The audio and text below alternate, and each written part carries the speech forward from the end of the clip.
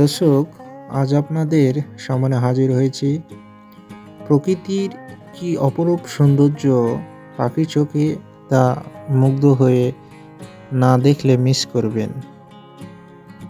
আপনারা দেখতে পাচ্ছেন পাখির চোখে কি অসাধারণ প্রাণ প্রকৃতি এবং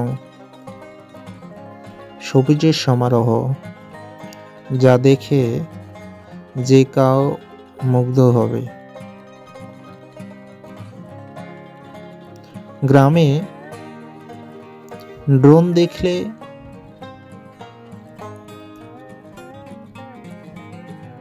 সব বয়সের লোকজন সেই ড্রোনের দিকে নজর দিয়ে তাকিয়ে থাকে।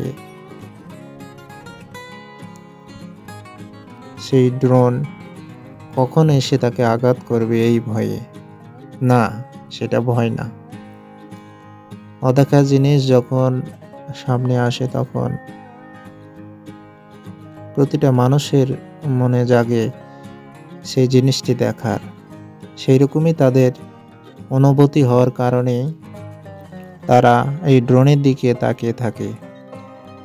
পাখির চোখে কি অসাধারণ এক এলাকার দৃশ্য, যা দেখে এই যে দেখেন দুইজন ড্রোন দেখে কেমন করছে। প্রথমে ভয় পাচ্ছিল, পরে আবার দেখে সেই ড্রোনের দিকে তাকাচ্ছে।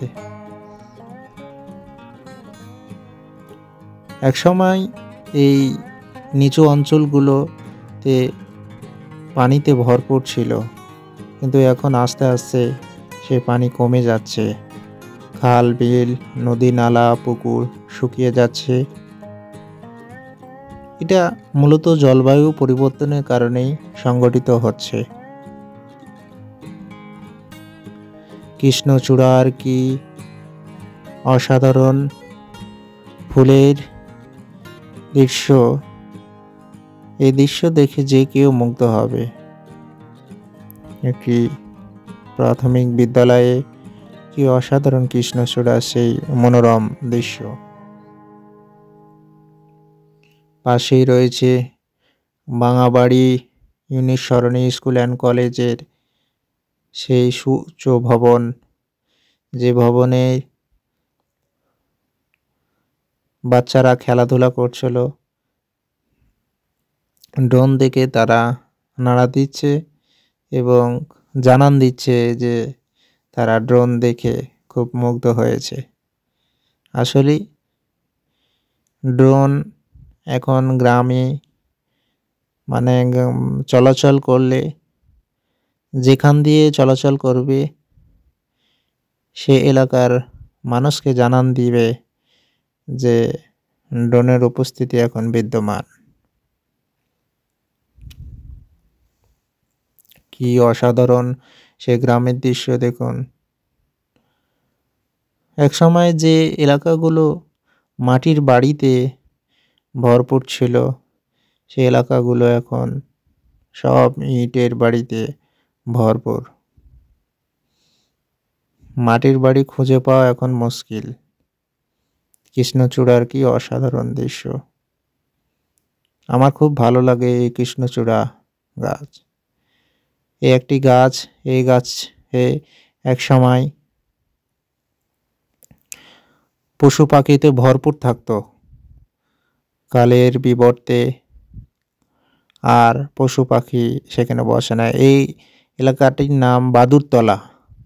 এই গাছে প্রচুর পরিমাণে বাদুড় বসতো, যার কারণে এখানে এই এলাকার মানুষ এই জায়গাটির নাম দিয়েছিল বাদুরতলা। গাছটি মারা যাওয়ার কারণে বাদুড় আর সেইভাবে বসে না,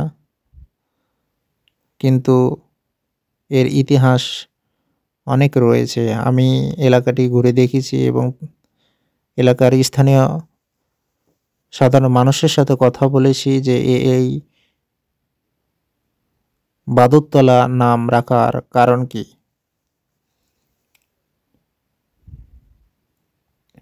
আপনারা দেখতে পাচ্ছেন কি অসাধারণ রূপ, সবুজে ভরপুর শুধু। চাঁপাইনবাবগঞ্জ জেলাতে প্রচুর পরিমাণে গাছগাছালি আছে। এই অঞ্চলটিতে গাছ কম, বসতবাড়ি প্রচুর পরিমাণে আছে। কিছু কিছু এলাকায় প্রচুর গাছ, বিশেষ করে আমের গাছ প্রচুর। এই আমের রাজধানী নামে চাঁপাইনবাবগঞ্জ পরিচিত। আমের রাজধানী চাঁপাইনবাবগঞ্জের আম খুব সুস্বাদু। এই এলাকার আম বাংলাদেশ সহ এখন পৃথিবীর বহু রাষ্ট্রে রপ্তানি করা হচ্ছে।